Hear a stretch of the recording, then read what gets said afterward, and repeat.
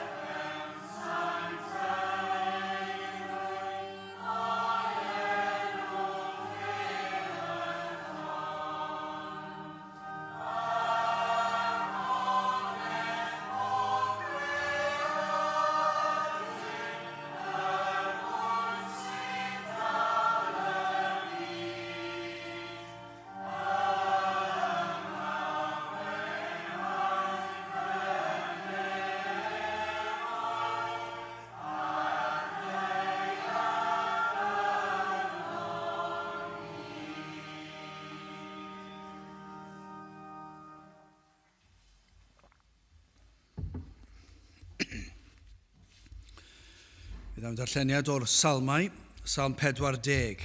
Cyn dechrau yn yr adnod gyntaf. Salm 40.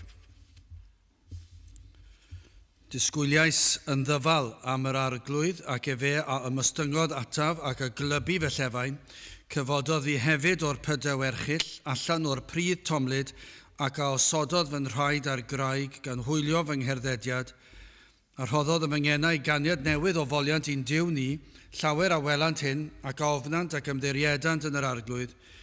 Gwyn ei fyd y gŵr a osodo'r arglwydd yn ymddiried iddo, ac ni thri at feilchion, nac at yr rhai a wyrant at gelwydd. Lluosog y gwneithos ti o arglwydd fy niw, dy ryfeddodau a thamcanion tuag atom, ni ellir yn drefnus ei cyfrif hwynt i ti, pe mynegwn a phe treithwn hwynt, amlach ydynt nag y gellir ei rhifo. Aberth ac offrwm, nid y wyllasiaist, a goroes fy nghlistiau, poeth offrwm, a phech aberth nis gofynaist. Yna dywedais wele yr ydwyf yn dyfod, yn rhôl y llyfr yr ysgrifennwyd amdanaf, da gennyf wneithir dywyllus o fy niw, ath gyfraith sydd o fewn fy nghalon. Pregethais gyfiawnder yn y gynulleidfa fawr, wele nid ateliais fy ngwefusau, ti arglwydd a'i gwyddost. Ni chuddiais dy gyfiawnder o fewn fy nghalon, treithais dy ffyddlondeb a diachawdwriaeth, ni chelais dy drigaredd nath wirionedd yn y gynulleidfa luosog. Tithau arglwydd, nac atal dy drigareddau o ddiwrthif, cadwed dy drigaredd a wirionedd fi byth.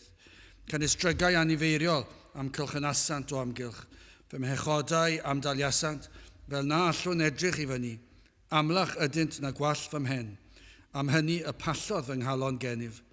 Rhynged bodd i ti arglwydd, fy ngwaredu, brysia arglwydd i'm cymorth, cyd gywylyddier a gwaradwydder, yr rhai a geisiant feinioes i'w difetha, gyrer yn ei hôl a chywylyddier yr rhai a wyllesiant i mi ddrwg. Yn rheithiau'r hwynt yn wobr am ei gwaradwydd, yr rhai a ddywedant wrthyf ha. Llawenyched ac ymhyfreded yno, yr rhai o llathgeisiant, dyweded yr rhai a garant dwyachawdwriaeth bob amser, mawryger yr arglwydd. Ond yr wy fi yn dlawd ac yn anghennus eto yr arglwydd a feddwl amdanaf, fy nghymorth am gwaredydd ydw ti, fy niw, na hir drig. A bydde bendith Duw ar iair sanctaidd ef. Gydwch chi nawr droi at ein harglwydd mewn gweddi. Diolch yn i ti unwaith eto o Dduw am y fraint o cael dod ger dy fron ac yn dod trwy enw a thrwy heiddiant dy fab a'n gwaredwr yr arglwydd Iesu Grist ac yn dod o Dduw oherwydd ei fuddod ef, oherwydd iddo ddod yn wirfoddol i'r byd yma ac iddo fyw bywyd perffaith yn ein lle ni, ein mwyn ni, iddo gymryd ein cosb ar y groes, yr hyn yr oeddym ni yn ei heiddi, ac eto o Dduw i'r arglwydd Iesu Grist roed ei ddwylo pur ar led, ac iddo wisgo'r goron ddraen, mwyn i rhai brwnt fel ni cael bod yn wyn, yn lan, wedi maddau'n llwyr. O Dduw, i ni yn diolch i ti am yr efengil sanctaidd, i ni yn diolch i ti am y ffordd a agorwyd, a bod yr arglwydd Iesu Grist wedi darparu'r hyn oll oedd yn angenrheidiol ar gyfer ein hachubiaeth ni. Ac felly o Dduw helpa ni yn ystod yr oedfa hon i ddyrchafu enw ein gwaredwr, a byddwn ni yn canu ei glodydd ef, yn dyrchafu ei enw ef goriwch pob enw arall. O Dduw, maddau ni yn aml, nad yw ein haddoliad ni fel ag y dylsai fod. Maddau ni o Dduw am ein crwydro cyson, bod ein meddyliau ni mor aml yn gallu crwydro at un lle neu'r llall. Ond o Dduw, i ni yn gweddio, byd y bresenoldeb i'w deimlo yma yn y fath ffordd y byddwn ni yn gallu gosod ein golygon arna ti, ddyrchafu'n llygaid, tuag at y mynyddoedd, o'r lle y daw ein cymorth. O Dduw, i ni yn gweddio am gymorth, i ni'n gofyn am nerth, i ni daddoli di mewn ffordd sydd yn dy blesio di, am nerth i fyw ein bywydau mewn modd sydd yn dy anrhydeddu di, ac yn dangos ein diolchgarwch. O Dduw, i ni yn gofyn am gymorth yn ein gwlad ni unwaith eto, o Dduw, yn tristau unwaith eto, wrth i ni weld y pellter sydd wedi digwydd yn ein gwlad ni o dy bethau di. Gymaint o ddifaterwch bellach, gymaint o fydolrwydd, gymaint o'r hunan i weld, o Dduw, ac eto dim cydnabyddiaeth ohono ti, o'th air, o'th ddydd, i ni yn ymwybodol, o Dduw, nifer fach iawn bellach yn ein gwlad sydd yn rhoi unrhyw fath o gydnabyddiaeth ohono ti.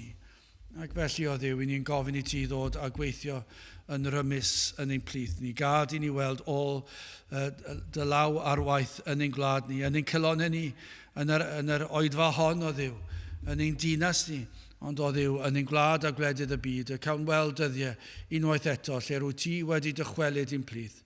Terd o Dduw, dim ond dyma'r unig ateb sydd, o Dduw, i ni'n gwybod mai dim ond ti sydd yn gallu gwneud y gwaith yma. I ni'n gofyn am nerth i fod yn ffyddlon, i ni'n gofyn am nerth i ddyfal barhau.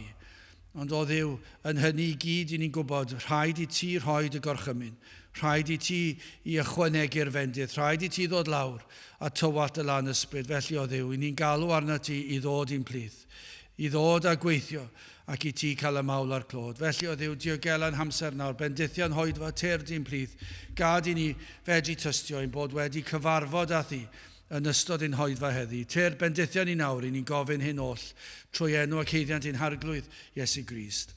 Amen.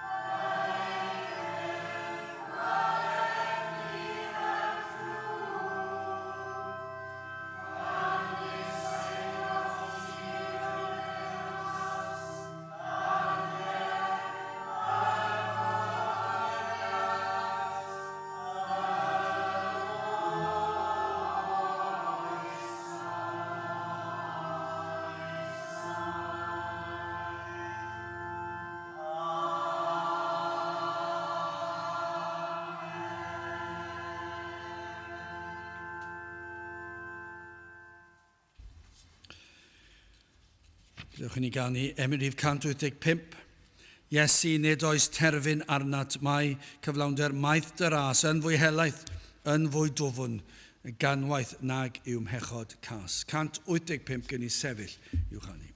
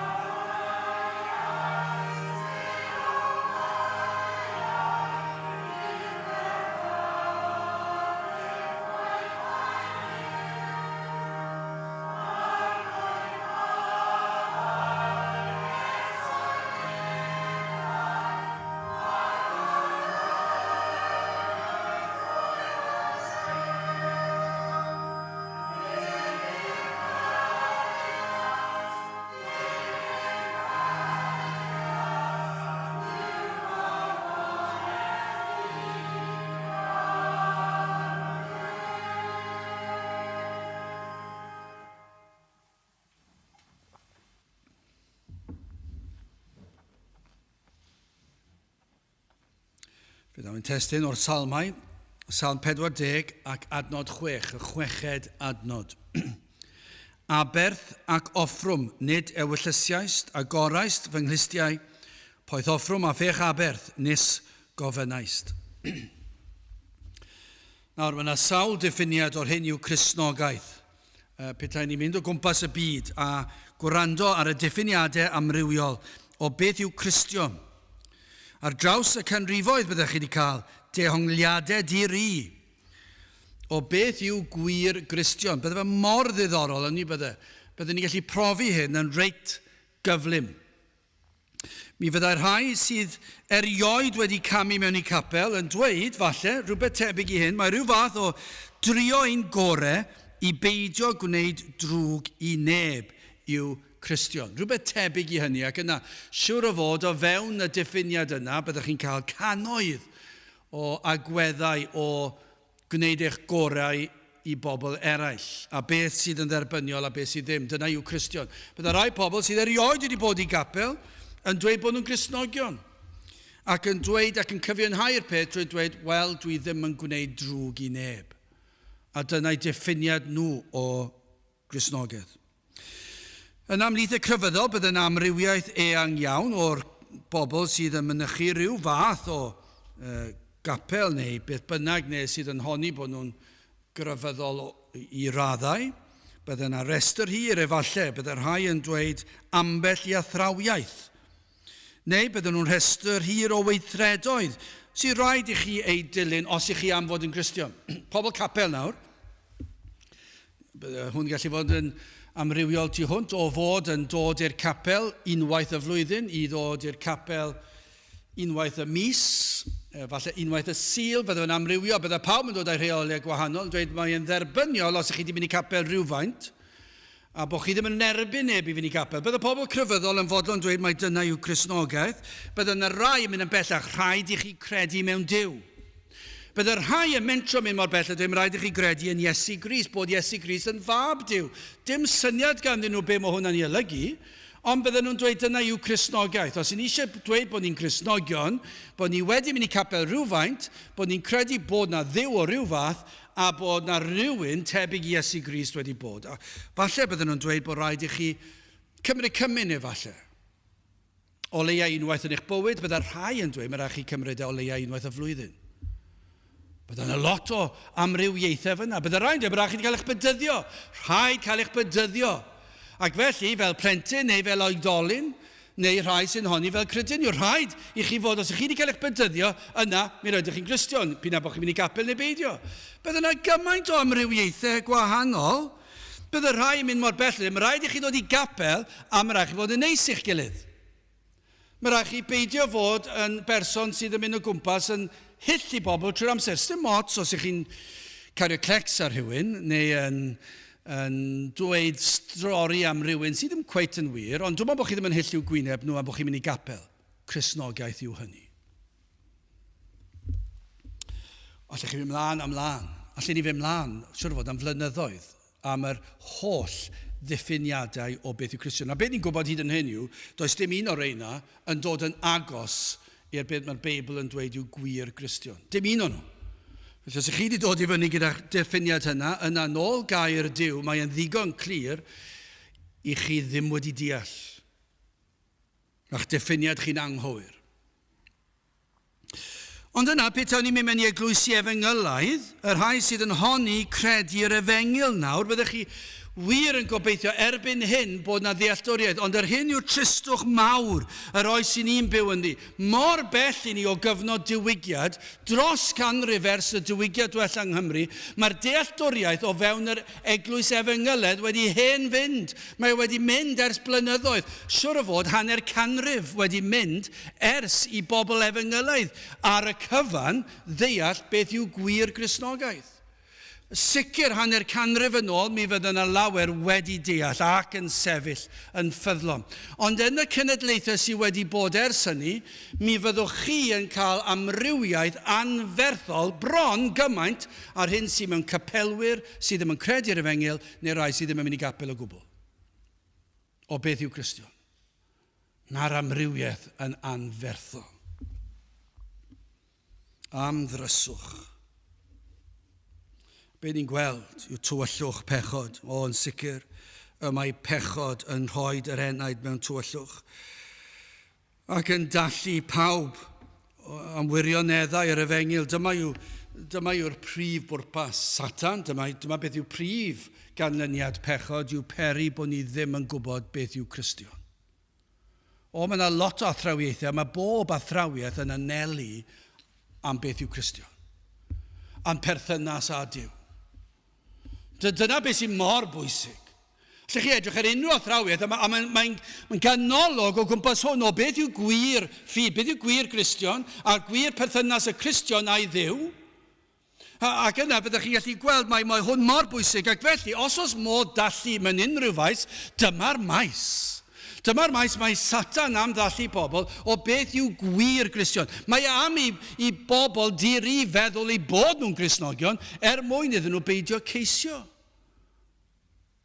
Ac felly, cyn bellaf bod e'n gallu drysu chi ar sylfaenau'r Efengyl, yna mae Satan yn fodlon i fyd. Mae Satan yn peri fod pobl yn pwyso ar y pethau anghywir. Yn aml, yr hyn a welwn yw dyn yn dod at amcaniaeth o Gristnogaeth gan amla sydd yn caniatáu iddyn nhw barhau yn eu bywydau nhw. Mi fydden nhw wedi creu beth sydd rhaid iddyn nhw gredu, sut sydd rhaid iddyn nhw fyw, a mi fydden nhw wedi bodloni ar hynny. Ac os nad yw yn dod i dan gair Duw, yna fe fydden nhw'n dweud, wel, wrth gwrs mae pethau wedi newid dros y blynyddoedd, a maen nhw'n cyfiawnhau mewn pob math o ffyrdd.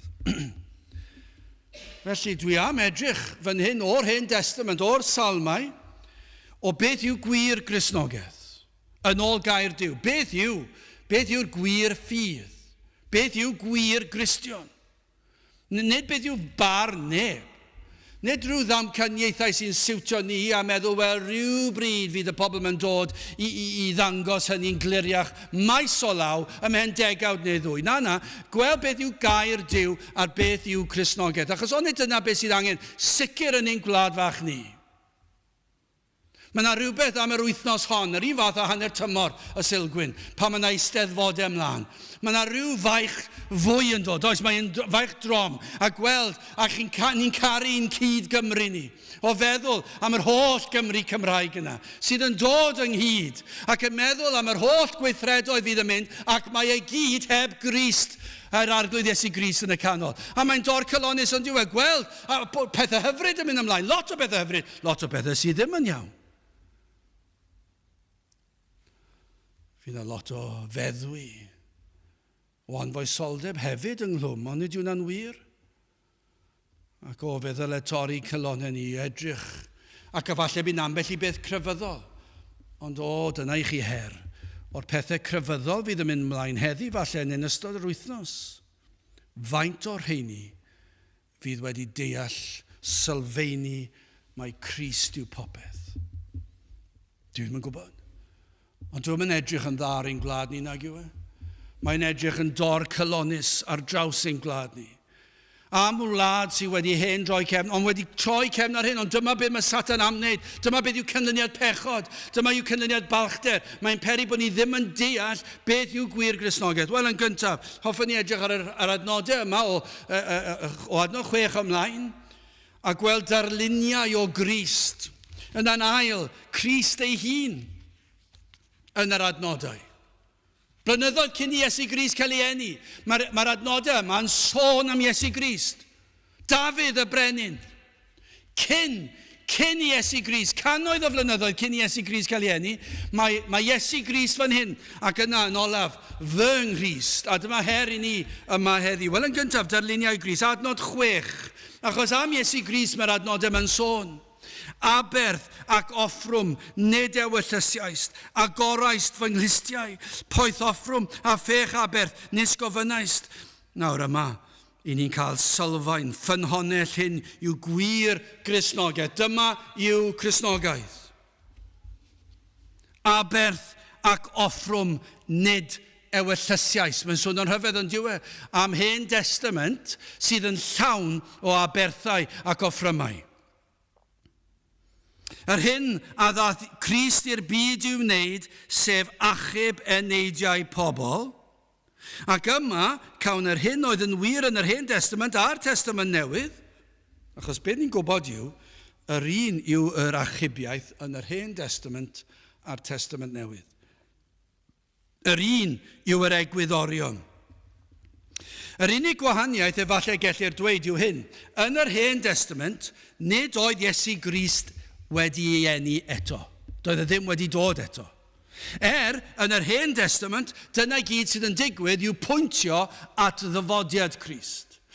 Mae disgrifiad o manwl iawn am ei eni fe, am ei fywyd am ei farwolaeth ei atgyfodiad popeth, gewch i'r cyfan o'r Efengyl yn yr Hen Testament, ond mae ei gyd yn pwyntio at ei ddyfodiad achos dyw e ddim wedi dod eto. Ac yn y Testament Newydd, y gwahaniaeth yw fod Crist wedi dod fel y dywedwyd yn yr Hen Testament. Dyna'r unig gwahaniaeth, allwch chi ddweud, yn syml.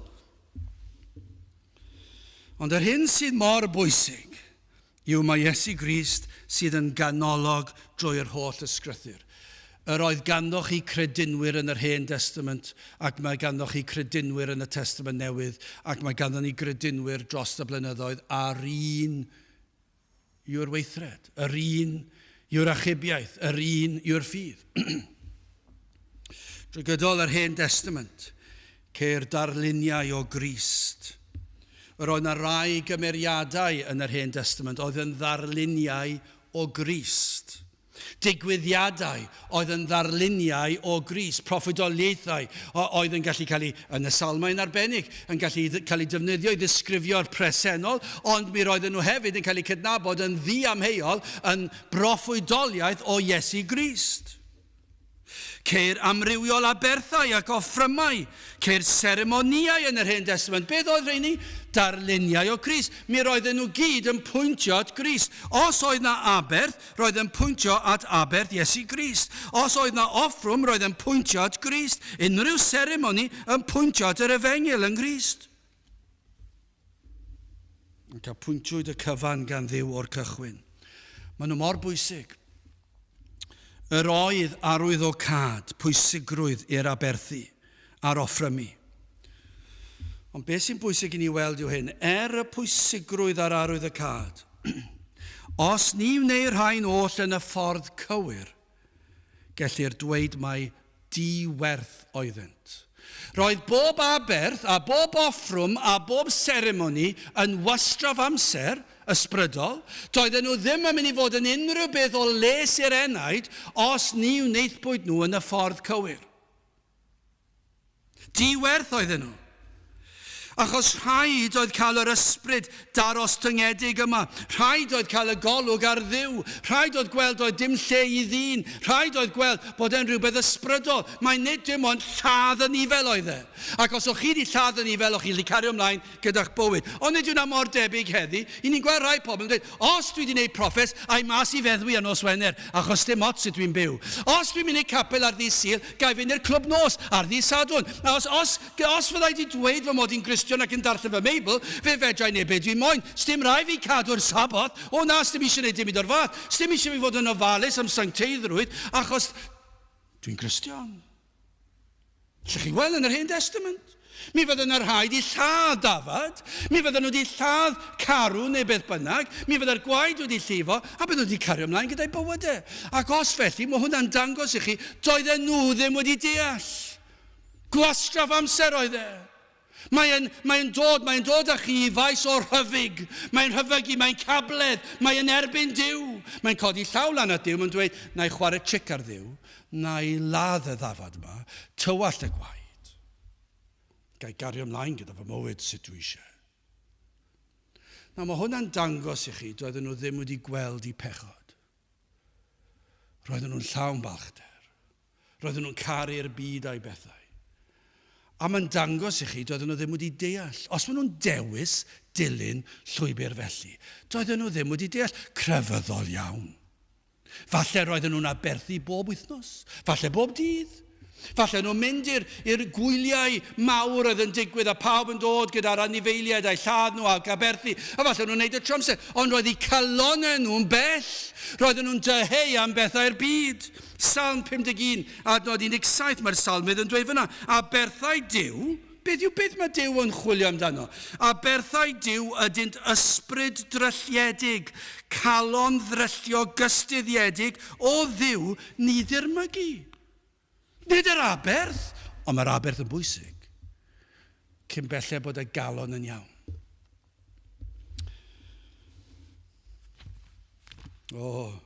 Hyn oedd yn bwysig oedd gweld I pechod, bod Edi feirwch yno, rhaid bod ffydd yno, bod yna lygad ar yr addewid.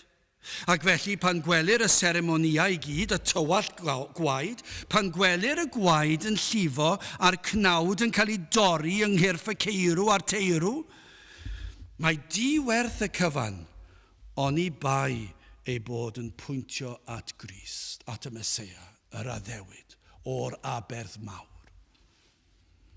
Mae'n elfen ysbrydol twfn fan hyn yn does.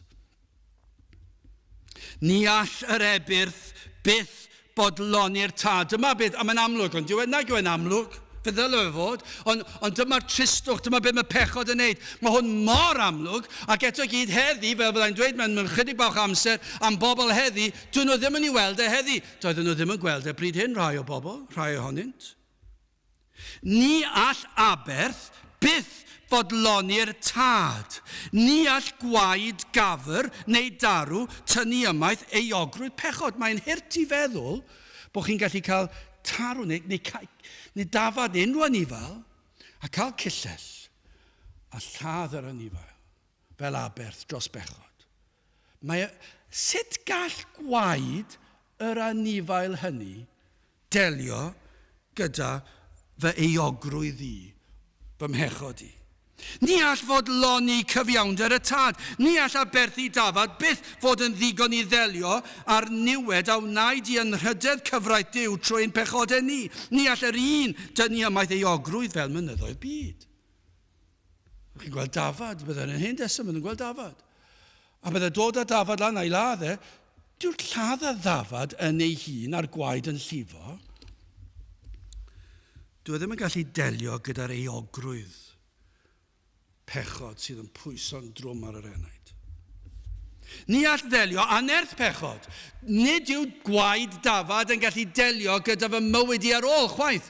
Anerth a gafael pechod yn dyn ar fy mywyd i. A'r temptasiynau yma, a'r pŵer sydd yna, a'r gogwydd yna tuag at bechod. Dyw gwaed dafad ddim yn gallu delio dy hynny. Ond roedden nhw'n bwysig ac yn werthfawr ac yn hanfodol yng nghyd-destun pwyntio at Crist. A iallu ef i ddelio a fy mhechod. Ac felly mae yna werth i'r ddafad. Ond os oedd rhywun yn dod, cymryd dafad, cael y gwaed yn llifo ac yn dweud, na fe, mae fy mhechod wedi delio, gai gario ymlaen gyda fy mywyd anfoesol, aniwiol, colli tymer, beth bynnag yw codi balchder fy hunan lan i'r cymylau. Na, dim byd o'r fath. Ond os yw yn pwyntio at Crist, yna nawr mae'n arwydd y cad. Dyma'r ffordd o roedd Duw wedi apwyntio yn yr Hen Testament. Pan roedd na aberthu dafad, neu beth bynnag oedd yr anifail. Pan roedd y gwaed yn llifo, roedd y golwg ar Crist. A allu fe i ddelio ar eogrwydd fel mynyddoedd byd. A nerth ei waed ef i ddelio a fy mhechod. Yma, yn yr adnodau yma, mae Dafydd yn pwyntio at yr un oedd i ddod, yr un y cyfeiriodd yr holl ddarluniau yn yr Hen Testament, yr ebydd a'r seremonia. Mae'n gwybod mai am Crist y soniodd Dafydd, i ni'n gwybod. Mae geiriau yw'r rhain sydd yn pwyntio at Crist, achos yn yr Testament Newydd mae yna ddyfynu o'r Salm yma yng nghyd-destun Iesu Grist. Hebreaid 10, adnod 5-9. Yng nghyd-destun Iesu Grist, mae'r geiriau yma, grandewch ar y geiriau. Dyma'r geiriau ddefnyddiwyd yn y Testament Newydd i gyfeirio at Grist. Oherwydd paham y mae fe wrth ddyfod i'r byd yn dywedyd, aberth ac offrwm nes mynaist, eithyr corff ac ymhwysais di mi. Offrymau poeth a thros bechod, ni buost fodlon iddynt. Yna dywedais wele fi yn dyfod, y mae'n ysgrifenedig yn dechrau llyfr amdanaf, i wneithio'r dywyllus di o ddiw, wedi ddod y wedyd uchod aberth ac offrymau poeth a thros bechod, nes mynaist, ac nid ymfodlonaist ynddynt, yr rhai yn ôl gyfraith offrymir. Yna y dywedodd, wele fi yn dyfod i wneithio'r dywyllus di o ddiw. Y mae yn tynnu ymaith y cyntaf fel y gosodau'r ail. Wel, dyna i chi eiriau o'r Salm. Am Iesu Grist, yr oedd Dafydd yn sôn. Yma'r rhain yn broffidoliaeth o Iesu Grist ei hun. Ac yn dangos i chi yr elfen ysbrydol, yr oedd arwydd y cad holl bwysig i'r holl aberthu. Ond oedd rhaid i'r galon fod yn ddarostyngedig, ysbryd drylledig. Dyna beth ni'n gweld yn Salm 51, a berthau Duw ydynt ysbryd drylledig, calon ddryllio gystyddiedig o Dduw ni ddirmygu. Dyna'r naws sy'n ni'n sôn amdano. Rhywun sydd wedi profi ar gyhoeddiad o bechod. Rhywun sydd wedi gweld beth yw ei gweithredoedd gorau nhw yng ngolwg Duw. Rhywun sydd wedi gweld ei heiddiant, ei bod yn heiddi cosb, ond yna wedi clywed am y Meseia'n dod, ac fe fydd e'n aberth, ond yna ni'n sôn am yr aberth yma, ac roedd rhaid bod yna elfen, faint bynnag o'n nhw'n deall yn yr Hen Testament, ond roedd rhaid bod yr elfen ysbrydol yna, fod y galon wedi ei ddryllio, bod nhw wedi gweld ei pechod, ac yna yn yr aberth bod golwg ar Dduw, ti o Dduw sydd yn gallu achub yr enaid. Ond nid yna yw gwir ffydd. Mae'r union rhywun fath ar Testament Newydd. Yr oedd yno yn yr Hen Testament, ond yr oedd nhw yn edrych ymlaen. Mae gydewch chi ni nawr yn ail, edrych ar Iesu Grist ei hun. Achos pan ddath Iesu Grist i'r byd yn yr amser penodedig, fe ddath diwedd i'r holl ddarluniau, yr offrymau, yr aberthu. Doedd dim angen yr aberthu a'r offrymau mwyach, achos mae Iesu Grist wedi dod. Rhoddwyd nhw'n oll o'r neilltu. Ac am hyn yr oedd Dafydd yn pwyntio, daeth yr holl ddarluniau i ben, gan mai fe oedd yr aberth. Fe ddath Iesu Grist yn dod fel yr oen i'r lladdfa, aeth ef yn ifydd i'r groes i dalu'r pris am ein achubiaeth ni. Os nad yw hyn yn rhan o'n diffiniad ni o Gristnogaeth, yna dydyn ni ddim yn Gristnogion. Mae'n ddigon clir. Dyma sydd trwy'r holl Hen Testament. Mae yna o'r dechrau i'r diwedd o'r Hen Testament. Yr oedd yna bwyntio at Crist, yr holl ddarluniau, yr holl seremoniau. Ac nawr, wrth i Iesu Grist dod, rhaid oedd cael hyn. Fe yw'r aberth ac offrwm nid ewyllysau, y gorais fy nglistiau. Ein ni'n gallu edrych ar yr hyn fel arwydd, y darn a gorais fy nglistiau, fel arwydd i'r Iesu i fyddhau yn syth i wyllus y tad. Fe ddath e. O fe all hefyd fod yn gyfeiriad at yr arfer yn yr Hen Testament o dyllu twll yn y glist. A pan oedd na weision neu caeth weision. A falle bod nhw wedi dod i'r pwynt o cyfle iddyn nhw gael eu rhyddhau o gaethiwed o dan reolaeth y meistr. Ond efallai roedd na rai oedd yn caru ei meistr cymaint, roedden nhw am aros a gweithio i'r meistr, ond nid fel caethwas, ond roedden nhw eisiau dangos i gwerthfawrogiad ac am aros a gweithio iddo fe. Ac felly fel arwydd bod hyn wedi digwydd, roedden nhw rhoi twll yn y glist.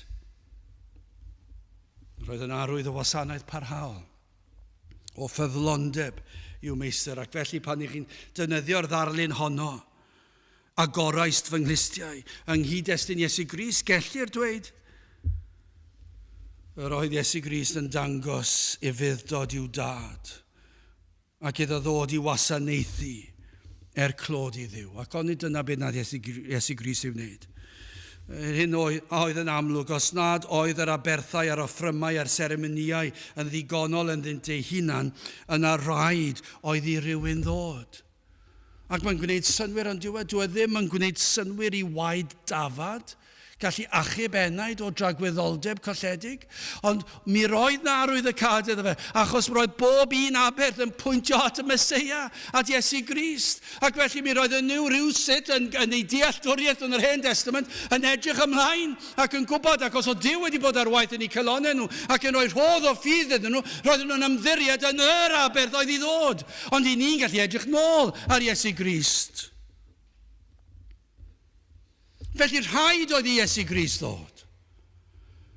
Os oedd achubiaeth i fod, rhaid oedd i Grist ddod fel aberth, achos mae'r holl Hen Testament yn sôn bydd un yn marw, fydd un yn tywall ei waed, a dyma oedd y ffordd yr oedd Duw wedi trefnu y byddai'n achub dynion a menywod o'i pechodau nhw. Dyma yw Cristnogaeth, dyma yw gwir ffydd. Nid mynd i capel yw Cristnogaeth, nid helpu'r tlawd yw Cristnogaeth, nid mynd i fod yn genhadwr ar draws y byd yw Cristnogaeth. Cristnogaeth yw Iesu Grist wedi cymryd y gosb ar y groes yn fy lle fi. Ac o am eiriau, adnod 7, yna y dywedais, ac i ni meddwl am Grist nawr. Wele yr ydwyf yn dyfod, yn rhôl y llyfr yr ysgrifennwyd amdano, am eiriau, wele yr ydwyf yn dyfod, dwi'n dod. Mae'r holl aberthau, mae'r holl offrymau, mae'r holl seremonia, mae'r holl ddarluniau, mae'r holl proffwydoliaethau o un yn gorfod dod o'r nef i'r byd. Dwi wedi dod, wele yr ydwyf yn dyfod, dwi'n dod. Dyna beth oedd yr addewid, ac mi ddath e. Dyma beth yw'r addewid yma, dyma oedd yr unig ateb. Os ni ddaeth Iesu Grist, yna anobeithiol byddai'n sefyllfa ni.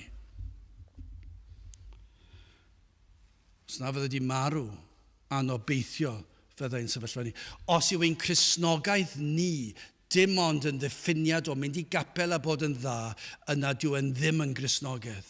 Achos rhaid, mae hwn yn ganolog, rhaid oedd i Iesu Grist cael ei ladd, rhaid oedd iddo farw, rhaid oedd i Dduw y tad i gosbi fe. Anobeithiol bydde ond i baid o ddod. Ni fyddai'r holl offrymau'r byd wedi llwyddo bodloni'r tad. Sawl dafod i chi meddwl bydda angen lladd mwyn wneud yn iawn am ein pechodau ni. Unigolyn nawr, fi fy hunan. Faint o waed dafod fydda angen I lladd mwyn bodloni diweddar? Petai dim ond yn ddafod. Wrth gwrs, bydda ddim yn bosib. Does dim byd mewn gwaed dafod neu garw neu beth bynnag yw e. Ond yn narlun yr Hen Testament o edrych at Crist, roedd ef yn ddigonol, ac felly roedd yr aber mor bwysig yn yr Hen Testament, achos roedd e'n pwyntio at Crist. Ac felly ni'n gallu edrych nôl at yr aberth, ni'n gallu edrych nôl at Iesu Grist yno'n cael ei aberthu ar y groes. Dim ond un oedd yn abal I ddelio gyda'r broblem y dasg. Dim ond mab Duw a fydde wedi gallu talu'r pris. Rhaid oedd bodloni'r tad a chadw'r gyfraith. Roedd Iesu Grist wedi dod fel ein cynrychiolydd. A roedd rhaid I Iesu Grist gadw'r gyfraith. Petai Iesu Grist wedi methu cadw'r gyfraith, bydde ddim wedi gallu delio gyda'n pechod ni. Bydde fe wedi methu. Ond grandewch ar adnod 8 o'r Salm. Da gennyf wneithir dy ewyllus o fy niw, ath gyfraith sydd o fewn fy nghalon. Yna ni'n gweld y cadwodd Iesu Grist y gyfraith yn llwyr.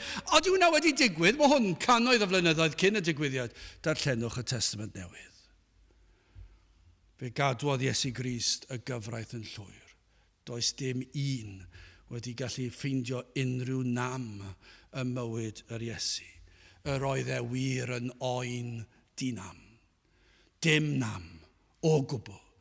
Doedd dim bryntni, doedd dim marc. Doedd dim pechod, doedd dim balchder, doedd dim byd yno. Yr oedd wedi dod fel baban i'r byd, fe ddath e, wel fi yn dyfod, fe ddath e, yn union fel y dywedwyd y byddai'n dod, ac yna fe dyfod y lan yn union fel y dywedwyd, ac yna fe wynedigwythodd e, yn union, ac yna fe ath e, carlamodd e at yr aberth.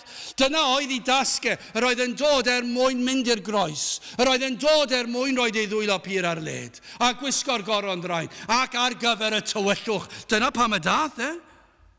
Ond bob cam o'r ffordd, ni wnaeth e dim byd o le.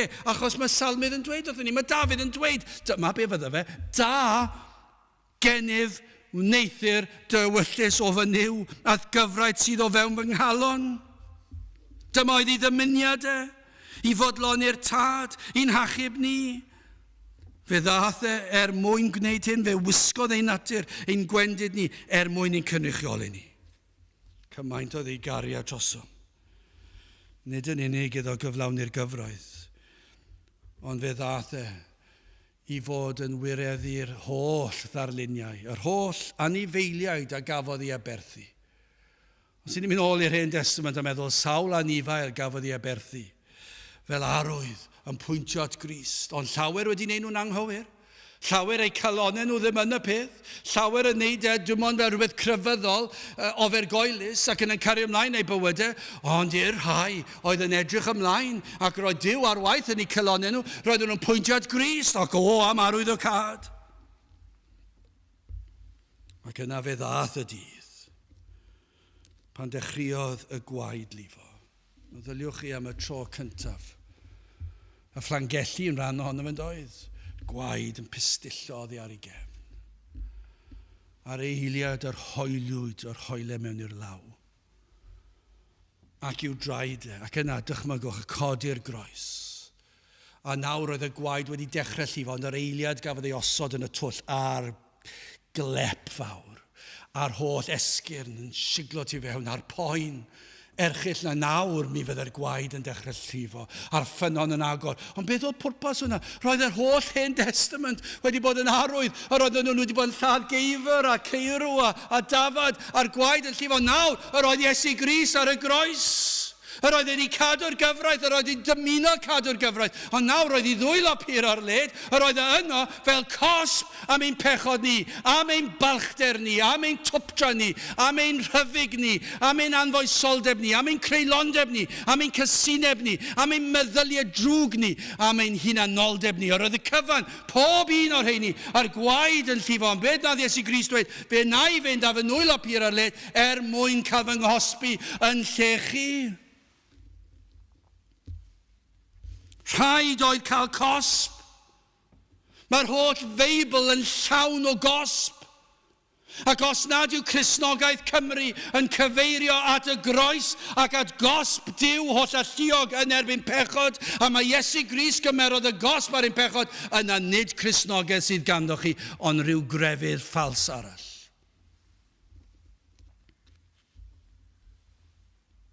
Mor enfawr yw ein trosedd ni.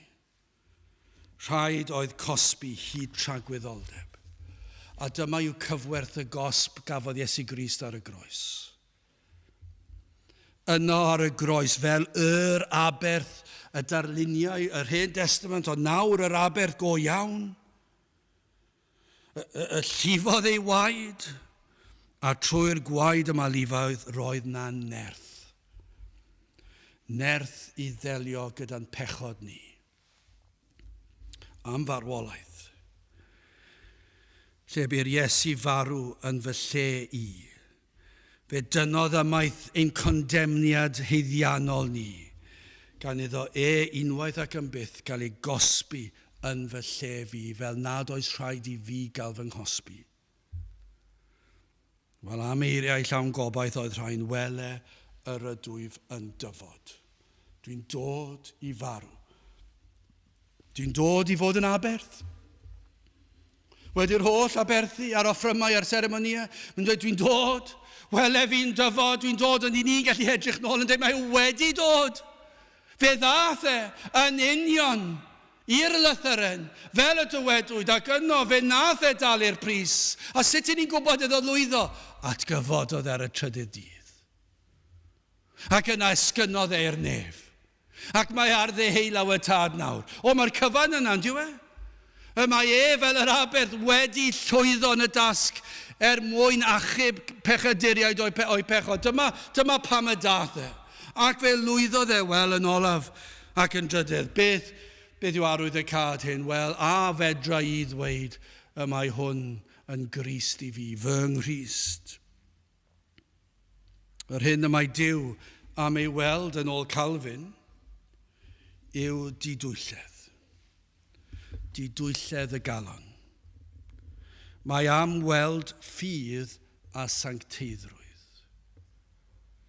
Nid yr allanol yn unig. Rhaid i'r galon fod yn iawn. Yn yr Hen Testament roedd yn digon hawdd i rywun i ladd dafad. Ond os nad oedd y galon wedi ddryllio, os nad oedd y galon wedi daro lawr, os nad oedd wedi gweld i bechod ar arwydd y cad yr aberthu ac yn edrych ymlaen at un gwell na'r ddafad, yna, os o'n nhw'n defnyddio hwn fel rhyw ofergoeliaeth mwyn gallu cario ymlaen a'i bywydau, roedd yn dim ond yn grefyddol. Yn gwneud yr allanol yn unig. Ond nid oes yna beryg hyd yn oed ar ôl darllen yng ngair Duw yr hyn yw gwir Gristnogaeth, sef Crist a'i groes, iddo fe ddod, ac iddo roi ei hun yn aber trosom ni, ac mae ei waed oedd yn ein golchi yn llwyr lan o bob staen pechod, ac iddo farw yn ein lle ni. Ond nid oes yna beryg fel ni wedi gweld dros y canrifoedd, sut y mae pobl yn parhau i bwyso ar yr allanol. A dyw'r galon heb i ddryllio. Dyw'r galon heb weld i pechod, ei heiddiant. Mae yna llawer yn meddwl mae ei haberth nhw sydd yn achub. Ond nid oes yna bobl heddi. Fel falle yn yr Hen Testament, rhywun yn penderfynu, dwi wedi gwneud rhywbeth yn anghywir, fy cymryd dafad ac yn lladd y dafad ac yn gobeithio bod yna'n ddigon, bydd Duw yn fodlon, ni wedi lladd y dafad, doedd yr ysbryd yna ddim yn iawn, doedd y galon ddim yn iawn. A cario ymlaen a'i bywydau, crefydd yw hwnna. Ac ond nid oes crefydd felly hebddi. Mae pobl yn meddwl bod aberth bersonol yn gallu achub yr enaid. Maent yn pwyso ar eu hymdrechion eu hunan ac yn gobeithio bydd Duw yn fodlon. Gai ofyn, sawl un sydd yn nawr mynychu capel ac yn dibynnu ar hynny, ar y ffaith ei bod yn mynd i gapel o leiaf o dro i dro, a bydd hyn yn ddigon i fodloni Duw. Sawl un sydd dal i bwyso ar hwnna, meddwl dyna chi aberth. Mae'n aberth yn diwe. Chos mae'n mynd i gapel ar y sil, bob sil hefyd.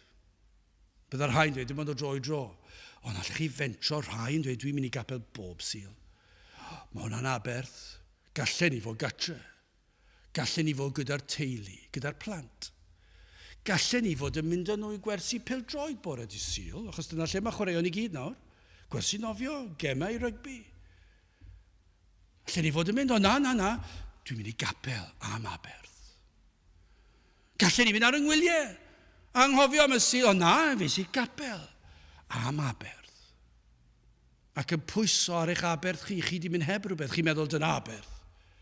A mae'n allanol, chi di peidio wneud rhywbeth, chi'n ddibynnol arno fe. Mae rhai yn does, ni di darllen am rhai, cenhadon sydd wedi mynd i bellteroedd y byd, i ganol rhyw goedwigoedd trofannol, peryglus. Ac maen nhw'n mynd ac yn troi cefn ar fywyd fan hyn, gwerthu cartref mwyn prynu tocyn llong a mynd ar draws y byd, ac yn gobeithio bydd Duw yn fodlon gyda'r aberth, ac yn byw mewn pabell, a falle'n marw'n ifanc ac yn gobeithio bydd hwnna'n bodloni Duw, os fyddai yn wneud hynny, os na i aberthu fy mywyd i gatre, os na i roi bywyd caled i fi hunan, os na i guro'r corff. Beth yw hwnna crefydd allanol? Gobeithio yma nhw, y bydd Duw yn fodlon, y drwchwch arno fi. Dwi'n mynd i'r capel mor aml ag y gallai, mwy na rai sy'n byth yn mynd. Dwi wedi aberthu, bore sil, gallen ni wedi gorffwys. Mae eraill yn dyn nhw'n meddwl trwy roi elusennau. Trwy roi di elusennau, bydd llai o arian gen ni, ac yna fyddai'n gallu plesio Duw, edrychwch, dwi wedi rhoi arian i'r tlawd. Edrychwch pa mor dda dwi. Edrychwch sut dwi'n gallu helpu pobl, a dwi'n ddibynnol arno, ac yna fe fydd Duw siŵr o edrych arno fi, ac meddwl, oi, ti'n mor dda, ti'n mor neis, ti'n mor garedig, ti'n mor hael, ac fi Duw siŵr o wenu arno chi. Allech chi enwi unrhyw weithred. Ai dyna yw Cristnogaeth. Allech chi fynd ymlaen yn disgrifio gweithredoedd a pethau ni meddwl sydd yn aberth. Pethau sydd yn allanol. Pethau sydd yn grefyddol. Gallech chi fynd yn pregethu o gapel i gapel, a mynd o gwmpas y lle meddwl fi Duw yn fodlon o hynny. Ond os nad oes rhywbeth wedi digwydd i'r galon, os nad ydyn ni'n dod nôl at Grist, mae fe yw popeth i ni. Yna dydyn ni ddim wedi deall. Salm 51 eto, canys ni chwynychu aberth, pe amgen mi a'i rhoddwn, poeth offrwm ni fyny, aberthau Duw ydynt ysbryd drylliedig, calon ddryllio gystuddiedig o Dduw ni ddermygu. Dyma beth sydd angen. Yw bod Duw wedi agor llygaid yr enaid ac wedi dangos i chi eich gwacder, eich balchder, eich crefydd. Wedi dangos i chi eich pechod a bod chi wedi gweld eich heiliddiant. Ac yna trwy ras ei fod wedi dangos i chi Iesu Grist. Mae fe yw popeth. Mae trwyddo ef yn unig y ceir achubiaeth. A dyna beth sy'n rhaid fod yn Cristnogaeth. Rhaid mae dyna yw Cristnogaeth. Does dim byd arall i gael. Gofynnwch chi bobl, unrhyw un, ewch unrhyw le, gofynnwch nhw, beth yw'ch diffiniad chi o Cristnogaeth? Os nad yw'n dod nôl at hwn, Iesu Grist a'i groes. Yna does dim byd â chi. Os ych chi'n gofyn nhw, par sail beth i chi'n mynd i'r nefoedd, os maen nhw'n dweud rhestr hir o bethau, yna dyn nhw ddim wedi deall. Ond os ydyn nhw'n dweud hyn, beth yw'r rheswm i chi'n dweud i chi'n gwybod chi'n mynd i'r nefoedd? Mae'n digon syml, Iesu Grist a'i groes. Dyna'r unig ateb sydd yna. Does dim eisiau treithawd hirfaith I ateb y cwestiwn. Allwch chi esbonio fe gyda treithawd hirfaith, ond mae'r ateb yn syml, geiriau byr. Ond pan mae'r enaid yn llwyr bwyso ar Grist, mae fe unig obaith yw Iesu Grist. Does dim gobaith arall, a pam I chi'n dweud hynny? Fe ddath mae wedi byw y bywyd perffaith, mae wedi rhoi I fi, mae wedi cymryd y gosb ar y groes yn fy lle fi, ac felly ei fywyd a'i farwolaeth a'i atgyfodiad yw popeth I mi. Ac felly, ni wedi deall. A pam o hwnna wedi digwydd, fydd yr enaid am fyw I ogoneddu Duw a'i fwynhau am byth. Fydd hwnna'n fraint iddo. Dyna fydd I ddymuniad, fel dymuniad Crist oedd I ddod a cadw'r gyfraith ac I wneud y wyllus y tad, felly fydd I blant e. Dyna un o arwyddion plant yr arglwydd. I chi'n gallu gweld e, mae yna rhywbeth amdanyn nhw. Mae nhw eisiau plesio Duw. Pam? Gan I ddiw y tad I hethol nhw. Gan I ddiw y tad I hanfon, I fab i'r byd i'w hachub nhw. Mae nhw eisiau byw I ogoneddu Crist. Crist yw popeth. Gan mai trwyddo yn unig y ceir achubiaeth. Dyna I chi gwir Cristnogaeth. Dyna'r unig ateb. Does dim ateb arall yn y Beibl. Allwch chi creu Cristnogaeth arall, a mae yna filiynau o agweddau gwahanol o Cristnogaeth wedi cael ei dyfeisio o'r draws yr holl fyd. Ond I ni'n gallu dweud yn sicr ac yn gadarn, nid yna dywed gair Duw. Mae gair Duw yn dweud wrthon ni fan hyn. Mae'r cyfan yn pwyntio at aberth a fod wedi dod i'n cylonau ni, wedi agor llygaid yn ennig ei ddangos I ni'n pechod ac wedi dod I ddangos fod Iesu Grist wedi dod. Wele yr wyf yn dyfod. Ac fe ddath. A pan gorffennodd I dasg, fe atgyfododd ac ysgynodd ac y mae nawr yn eiriol trosom. Aberth. Ac offrwm, nid ewyllisiaist, a goraist fy nghristiau. Poeth offrwm, a phech aberth, nis gofynaist. Yna dywedais, wele yr ydwyf yn dyfod, yn rhôl y llyfr yr ysgrifennwyd amdanaf. Gyda ni gweld yn adnod 8. Da gennyf neithir dywyllus o fy niw, ath gyfraith sydd o fewn fy nghalon. Crist yw popeth. Gadewch I ni weddio. O Dduw, I ni yn diolch I ti am yr aberth. I ni'n diolch am y darluniau yn yr Hen Testament, ond y darluniau pan yn pwyntio at Grist. Ond o Dduw, I ni yn diolch I ti y daeth e. Fe ddawodd y byddai'n dod, ac yna daeth. Ac o Dduw, ni'n gweddio bydde ti'n arwain yn eidiau hyd yn oed heddiw at droed y groes. Ac y byddant yn dod at Grist, ac yn derbyn y maddeiant a'r golchiad sydd yn ddo ef. Tyr di'n plith, I ni'n gofyn hyn ôl trwy enw a ceiddiant i'n harglwydd Iesu Grist. Amen. Wel, I orffen ein gwasanaeth, gadewch I ni ganu Emyn 525. Oth flaen o Dduw rwy'n dyfod gan sefyll o hir bell, pechadur i'w fenw, ni feddaf enw gwell. 525 gen I sefyll i'w chanu.